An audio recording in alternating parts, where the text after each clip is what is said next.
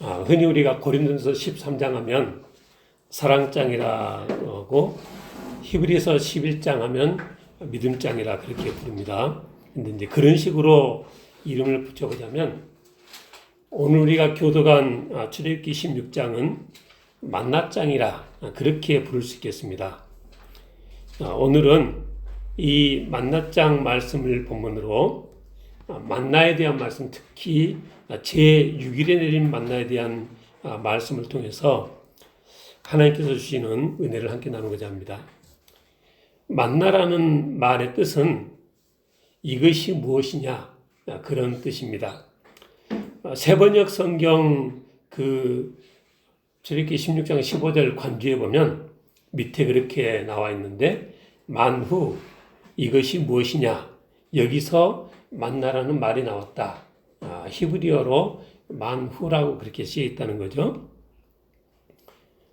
먹을 것이 없어서 원망하는 이스라엘 백성들에게 하나님께서 베푸신 것인데 생전 처음 보는 것이어서 그렇게 불렀고 그래서 그런 이름이 붙여졌다는 것입니다.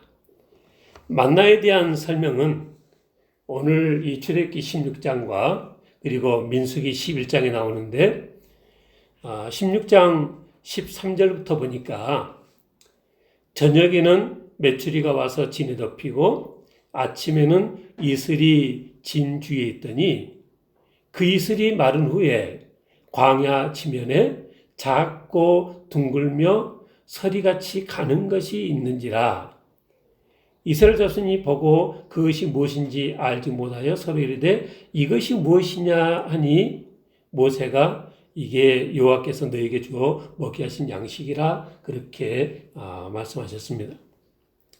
31절에 보니까 이스라엘 족속이 그 이름을 만나라 했고 가시같이 희고 맛은 꿀 섞은 과자 같았더라 그랬습니다. 민수기 11장 7절 이하에도 만나는 가시와 같고 모양은 진주와 같은 것이라 백성이 두루다니며 그것을 거두어서 맷돌에 갈기도 하며 절구에 찢기도 하고 가마에 삶기도 하여 과자를 만들었으니 그 맛이 기름 섞은 과자맛 같았더라. 밤에 이슬이 진영 내릴 때 만나도 함께 내렸다 그랬습니다. 그러니까 모양과 색깔과 크기 같은 게 이제 대강 상상이 되어지고 그걸로 이렇게 과자를 만들면 꿀 섞은 과자, 기름 섞은 과자라고 하니까 맛동산 막 그런 것처럼 먹으면은 달콤하고 이 입에 딱 붙는 그래서 이스라엘 백성들이 광야에서 꽤 맛있게 먹었지 않겠나 그렇게 생각이 되어집니다. 진주 모양으로 작고 희고 둥글고 밤사이 이슬 내릴 때 같이 내리는데 가시와 같다고 그랬는데 가시가 뭔지를 몰라서 찾아보니까 고수풀의 씨앗이라 그런데 어차피 고수풀도 잘 모르니까 근데 이제 그 씨앗이 모양이 그렇답니다. 궁금하면 한번 검색해 보십시오. 그러면 조그만 그래서 이제 그 갈색 모양을 띠던데 근데 여기 성경에서는 그게 가시같이 희다 그렇게 되어 있습니다. 그걸 맷돌에 갈고 절구에 찢고 가마에 삶고 해서 그렇게 과자를 만들어서 먹었는데 이제 딱딱했다는 건데 딱딱한데 해가 쪼이면은 그게 사르르 다 없어졌다는 거죠. 이 만나가 그때부터 시작해서 40년을 내렸습니다. 오늘 본문 신광야부터 시작해서 광야 생활 내내 40년 동안 이 만나가 내리다가 요단강을 건너서 그 길갈에서 할례를 행하고 유월절을 지킨 그 다음 날 그 가나안 땅의 소산물을 먹었는데 그 가나안 땅의 소산물을 먹은 그 다음 날 만나가 그쳤다. 여호수아 5장에 그렇게 쓰고 있습니다.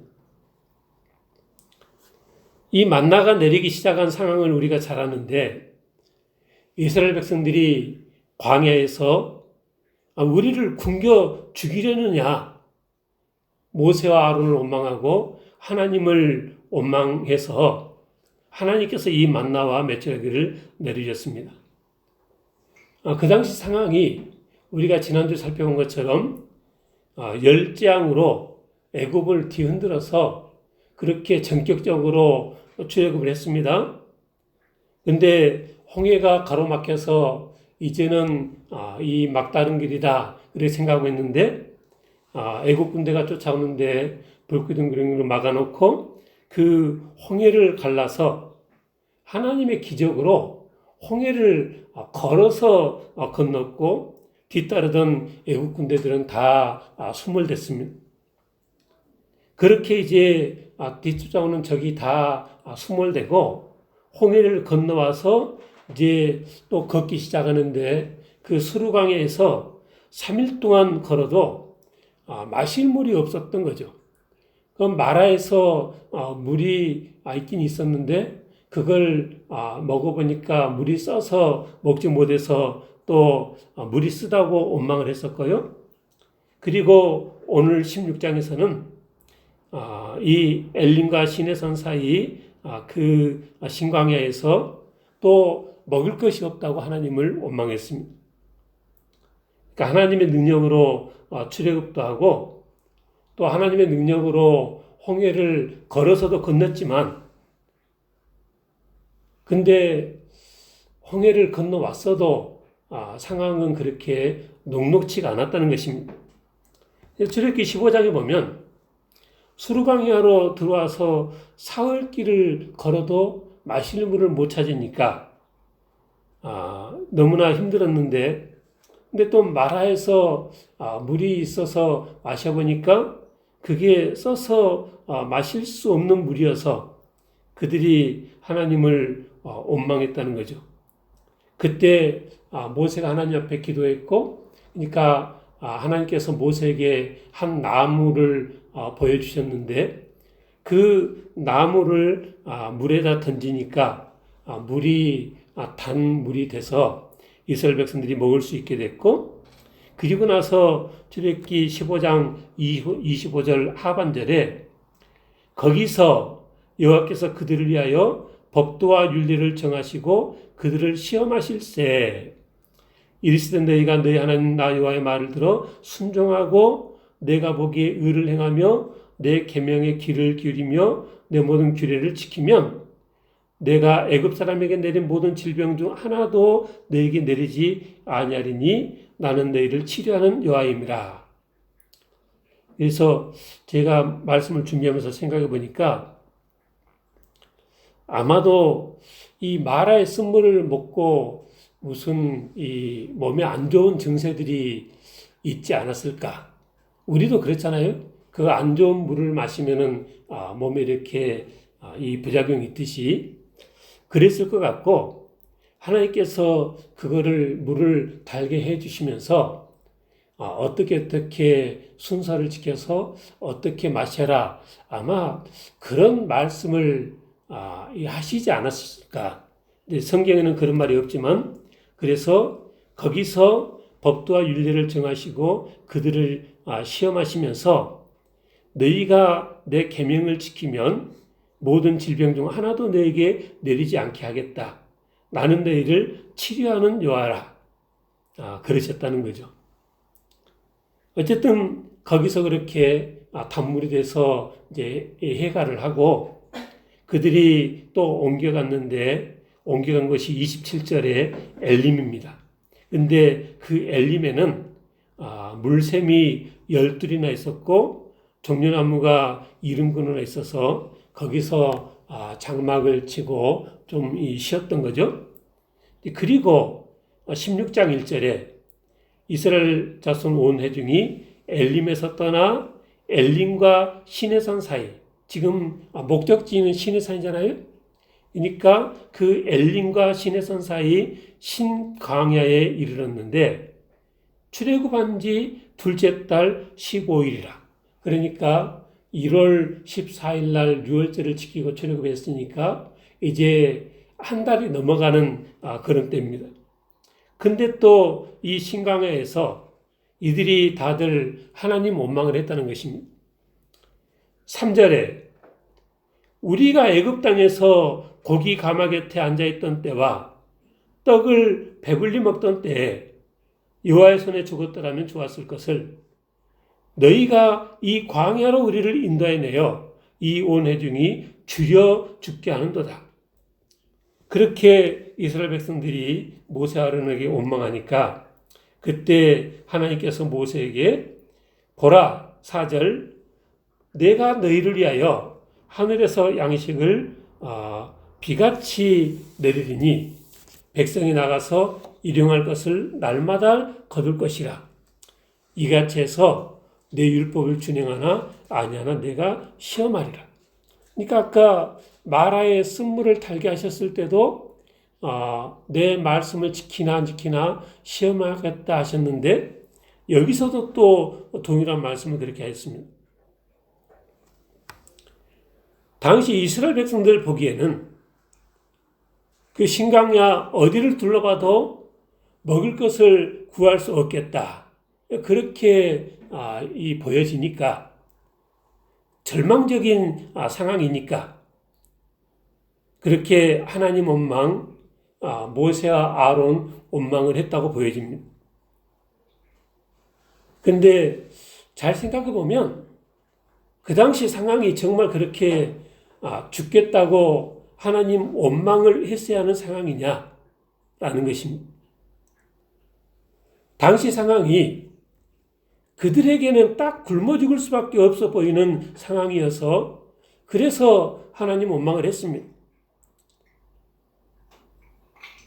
그러니까 무슨 얘기냐면 당시 상황을 내가 어떻게 보느냐, 어떻게 보느냐 하는 내 시각이 문제라는 것입니다. 이전에 그 긍정이라는 책을 많이들 보던 때가 있었는데 거기 보면 그 조차원 닉이라는 사람의 이야기가 나옵니다. 근면성실한 사람인데 동시에 좀 비관적인 사람이었다는 거죠. 어느 여름날 저녁인데 같이 일하는 직원의 생일 파티가 그날 저녁에 있어서 모든 직원들이 평소보다 1시간 먼저 다들 퇴근을 했는데 닉은 수리를 하던 그 조차장에 들어온 냉동열차 안에 갇혔습니다. 자기 자신이 갇혔다고 깨달은 닉이 이제 마음의 불안감이 엄습합니다. 그래서 그냥 팔과 주먹에 피멍이 들 정도로 두드리고 소리를 지르고 근데 다 퇴근해가지고 아무도 반응이 없는 거죠. 근데 그렇게 두드리다가 생각해 보니까 내가 지금 냉동열차에 갇혔다는 생각이 드는 거죠. 냉동열차가 보통 영하 30도 정도 이 온도인데 그러니까 그런 생각이 드니까 점점 더 추워지는 거죠. 그래서 내가 이대로 있다가는 얼어 죽겠구나. 그래서 이제 자신의 상황을 기록을 했답니다. 몹시 떨리는 손으로 당시 상황을 써내려갔는데 너무 춥다. 점점 몸이 마비가 되어온다. 빨리 나가지 않으면 아마도 이것이 내 마지막 글일 것 같다. 그렇게 했었는데 안타깝게도 그 다음날 아침에 닉이 이 쪼그려진 채 그렇게 이 죽어진 채 그렇게 발견이 됐습니다.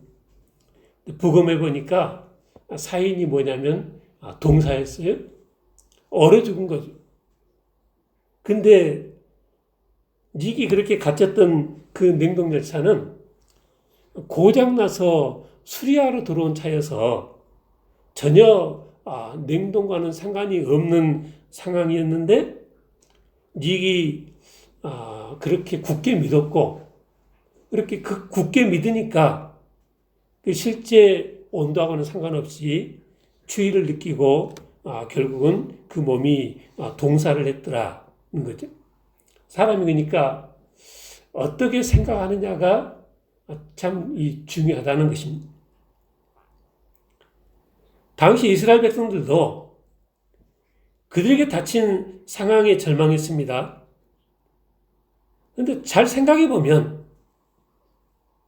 이스라엘 백성들이 좀만 더 정확하게 상황을 봤다면 그렇게 원망은 하지 않았어야 하는 것이 아니냐. 저는 그렇게 생각합니다. 물론 이스라엘 백성들이 출애굽에서 가나안으로 가는 길이 고속도로를 에어컨이 나오는 자가용 타고 가는 길은 아니었습니다. 배고프고 고달픈 길은 맞습니다.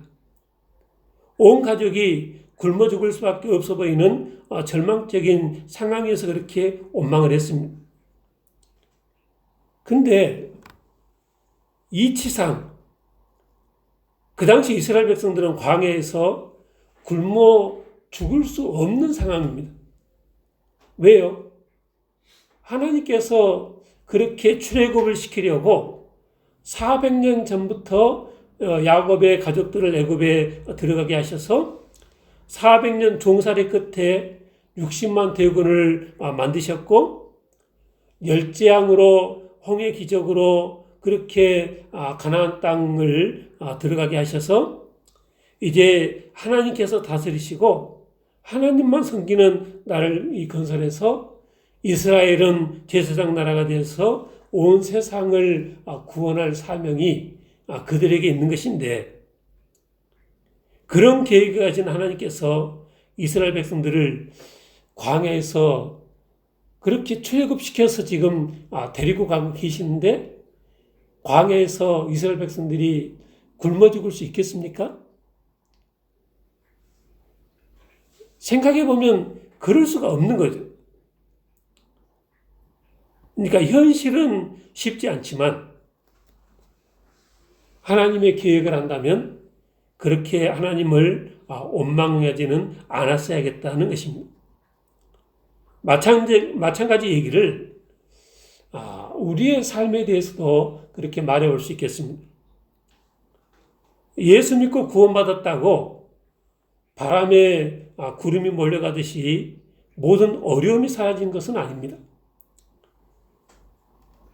하나님께서 열재앙 홍해 기적으로 빼놓은 이스라엘 백성들이 목마름과 굶주림에 고통했듯이 성도들의 삶도 고난의 연속일 수 있습니다. 광야 이스라엘 백성들이 죽을 것만 같아 보였듯이 우리의 환경도 그럴 수 있습니다.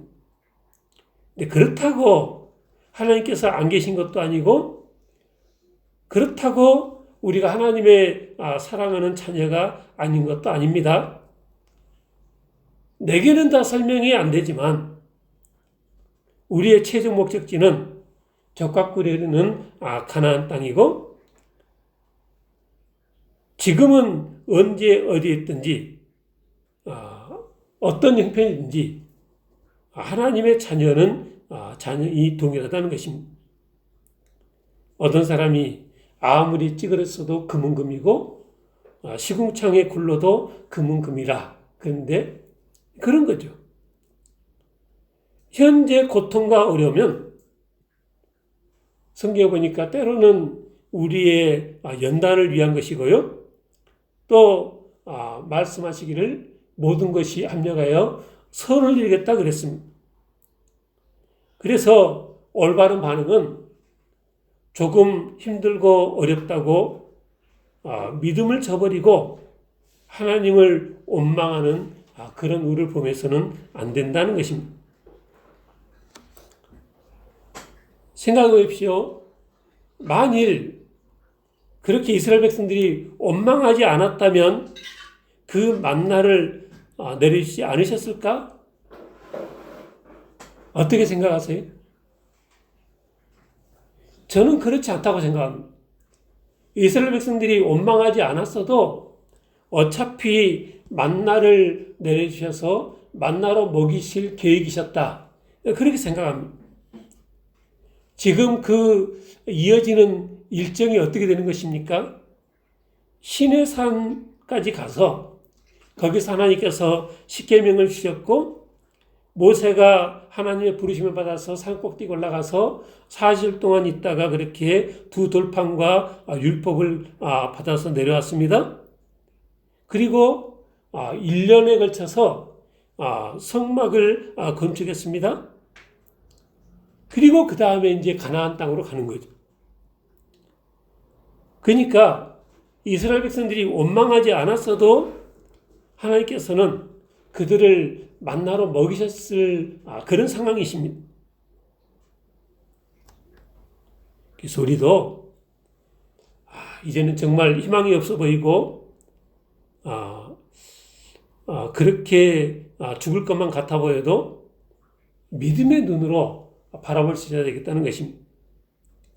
우리를 향하신 하나님의 계획은 우리를 신의 성품을 가진 하나님의 자녀가 되게 하신 것입니다.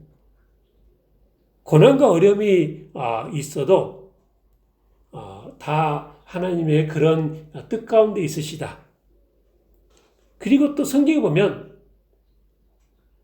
뭔가 부족할 때 하나님께서 기적으로 역사하신 거죠. 가나안 잔치 기적도 오병의 기적도 다 뭔가 부족할 때 그렇게 하나님께서 기적으로 역사하신 걸 보면 뭔가 부족하면 우리가 하나님의 기적을 체험할 때가 되었구나. 오히려 그렇게 생각하는 것이 맞겠다는 것입니다. 이 만나 사건이 주는 또 하나의 교훈은 광야 이스라엘 백성들에게 만나를 내신 하나님께서 크신 능력의 하나님이시다.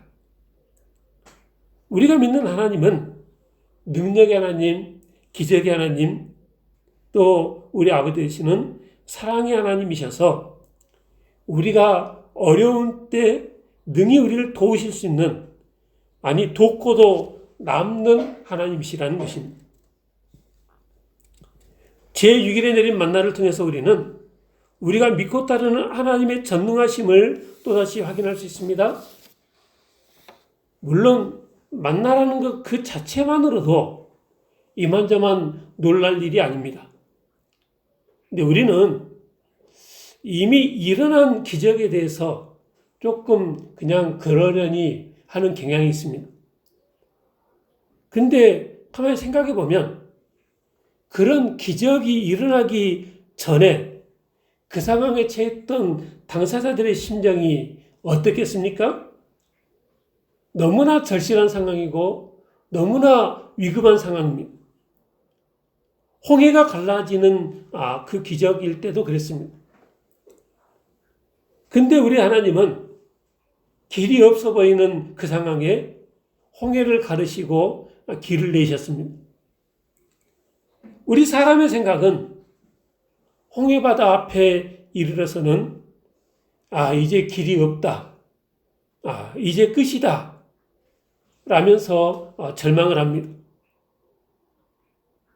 네, 사람의 입장에서 보면 그게 뭐 잘못된 판단이 아니죠. 근데 하나님의 시각으로 보면, 믿음의 눈으로 보면 그것까지도 잘못된 것이라는 것입니다.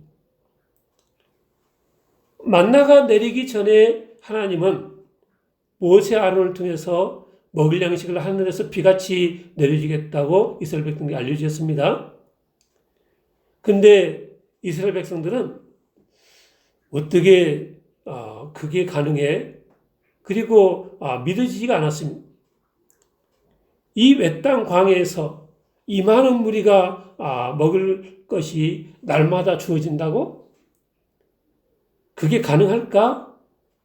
그런 생각을 하면서 잠이 들었을 것입니다. 근데 날이 밝았는데 어떻게 됐어요?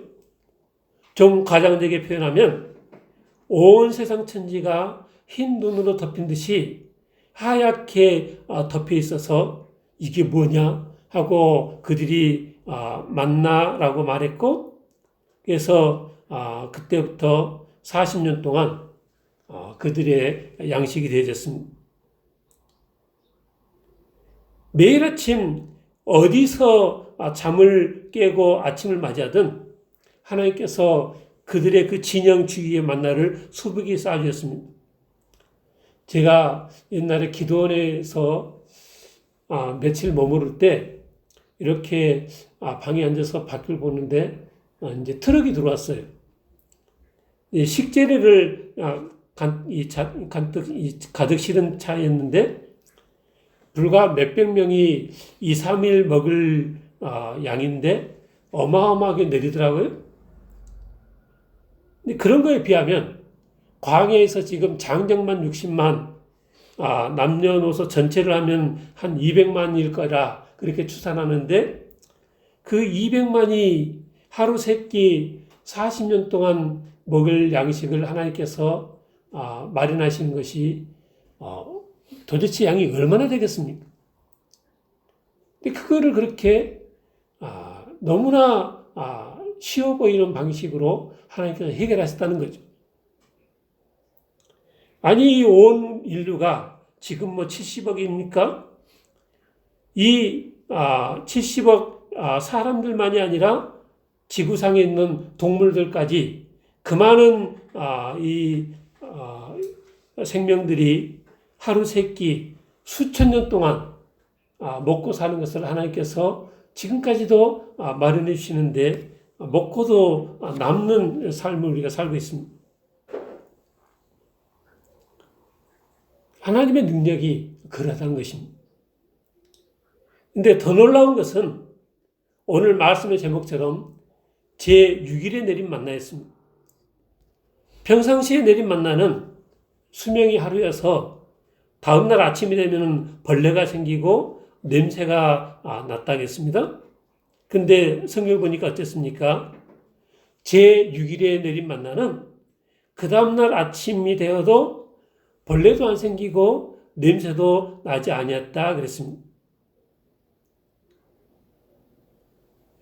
근데 이렇게 제6일에 내린 만나가 그랬던 것이 하나님께서 제6일에는 다른 날과는 다른 만나를 내리신 것이냐? 방부제를 더 많이 집어넣으신 것이냐? 그게 아니죠. 그걸 어떻게 알 수 있습니까? 16장 32절에 보니까 하나님께서 대대 후손을 위해서 이 만나를 오멜에 채워서 간수하라 하셨는데 그 명령에 따라서 그날 그렇게 오멜에 채워서 이제 이 회막에 보관했던 그 만나는 오랫동안 벌레도 나지 않고 냄새도 나지 않았다는 것이 똑같은 만나인데 어떤 것은 하루 만에 벌레가 생기고 냄새가 났는데 어떤 것은 이틀 가고 어떤 것은 아주 오랫동안 그렇게 보관이 잘 됐다는 것입니다. 과학자들이 어떻게 설명하겠습니까? 근데 하나님께서 하시는 일은 늘 이렇게 인간의 그 논리를 초월한다는 것입니다. 하나님께서 왜 이 다른 날과 달리 제6일에는 이 다른 만나를 내리셨느냐? 이것은 안식일 계명과 관련한 것이었습니다. 출애굽기 20장 8절 이하에 10계명 제4계명에 보니까 안식일을 기억하여 거룩히 지키라.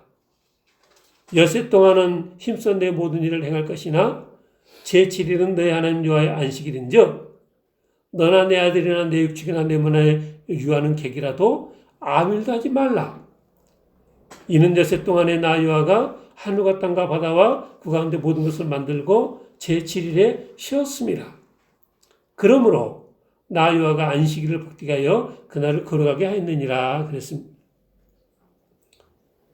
그러니까 이 안식일은 우리의 육체를 쉬게 하는 것이고요.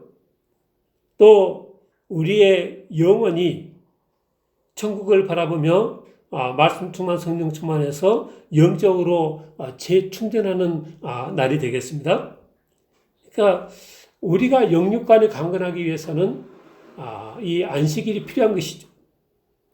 근데 또 동시에 이 안식일은 우리가 하나님의 율법을 잘 지키나 안 지키나 하나님께서 우리를 시험하시는 이 도구라 우리의 하나님을 얼마나 사랑하는지를 알기 위해서 이 계명을 주셨다는 것입니다.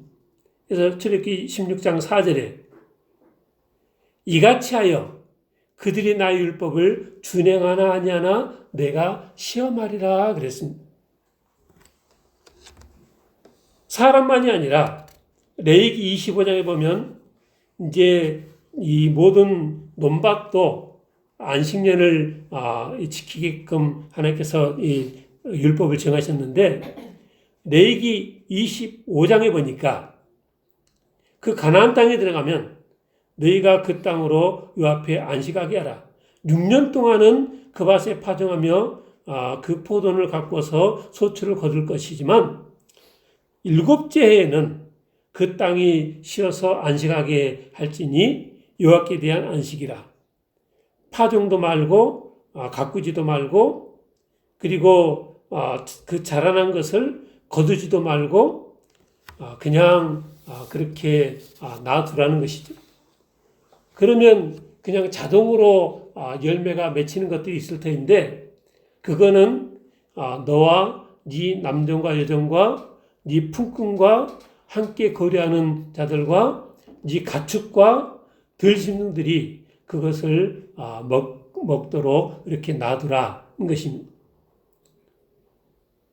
그리고 하시는 말씀이 레위기 25장 18절에 너희는 내 규례를 행하며 내 법도를 지켜 행하라. 그리하면 너희가 그 땅에 안전하게 거주할 것이라. 땅은 거기서 열매를 내리니 너희가 배불리 먹고 거기 안전하게 거주하리라. 만일 너희가 말하기를 우리가 만일 7째 해에 심지도 못하고 소출도 거두지 못하면 우리가 무엇을 먹으리요 하겠으나 지금 그러니까 7년마다 농사를 짓지 말라는 거잖아요. 그러니까 농사를 안 지으면 우리가 어떻게 먹게 살아요? 그렇게 말하겠지만은 내가 명령하여 6째 해에 내 복을 너에게 주어 6째 해에는 그 소출이 3년 동안 쓰기에 족하게 할 것이라. 너희가 7째에는 6째에 거둔 것으로 먹고 사는 것이고 8째 해에는 파종은 하겠지만 묵은 소출을 먹을 것이며 9째 해에 그 땅에 소출이 들어오기까지 너희는 묵은 것을 먹으리라. 그러니까 6째 해에 그렇게 많이 이 소출이 되게끔 하나님께서 하시겠다는 것입니다. 하나님께서 우리에게 안식일을 지켜라, 안식년을 지켜라 하실 때 아무 대책 없이 그냥 그렇게 요구하신 것이 아니고 오히려 더 차고 넘치게 하나님께서 부어주시겠다는 것입니다. 하나님의 명령에 순종하고 사는 한 심지어는 다니엘서에 보니까 하나님께서 사자굴에 던져져도 지켜주시고 불무불에 던져져도 이 안전했다는 것을 우리가 기억해야 되겠습니다. 그런데도 하나님의 이런 약속의 말씀을 믿지 못하고 직분을 받아도 많은 성도들이 주일날 장사를 하고요. 어떤 사장은 자기 자신은 교회에 나와서 이 예배를 드리면서 자기 직원들 출근시켜서 공장은 돌리고 또 주일날 나와서 예배는 드리면서 자기 아이들은 학원에 보내고 그거는 믿음의 삶이 아니라는 것입니다. 16장 27절 제7일에 백성 중 들어가 거두러 나갔다가 얻지 못했다 그랬습니다. 능력의 하나님, 나를 사랑하시는 아버지 하나님을 굳게 믿고 내 눈에 보기에는 어떠하든지 하나님의 약속의 말씀만 믿고 믿음으로 나가는 우리 모두가 다 되시기를 주님 축원합니다. 기도하겠습니다.